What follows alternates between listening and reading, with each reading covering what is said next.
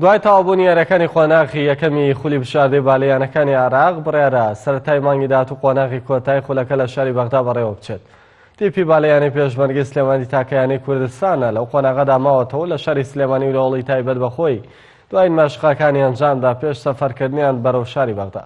هەرێکە لایەنەکانی شورتە و پێشمەرگەی سلێمانی و غازی باشوور و قووەت جەویە توانیان بگەنە ئەم قۆناغە. بڕیاری شەلەیەکەم تاقیکردنەوەی داکوڕانی پێشمەرگەی سلێمانی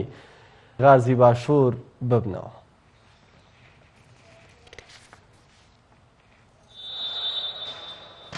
ئێمە وەک یانێوەرچی پێشمەرگە دوای کۆتایهاتنی قۆناغی یەکەم و ئەنجەمە باشەی کە یانێوەرچی پێشمەرگە بەدەستێنە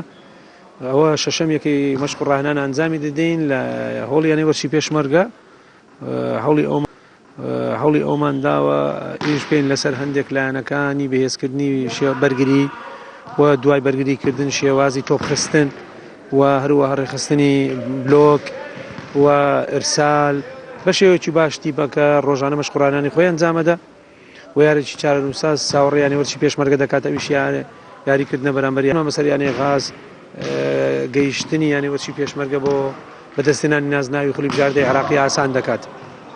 بێگومان لە قۆناغی دووەمدایەوە خۆتان دەزانن ئێمە لە کۆی 21 خاڵ توانیمان 20 خاڵ بەدەست بێنین و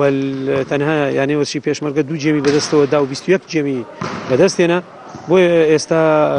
گۆڕایی پلانی یانێوەرچی پێشمەرگە گۆڕانکاری باشی بەسەرداهاتیە یاریزانەکان بە شێوەیەکی زۆر باش و ڕێک و پێک و تۆکمان لەناو گۆڕپان و مەیدان یاریەکەن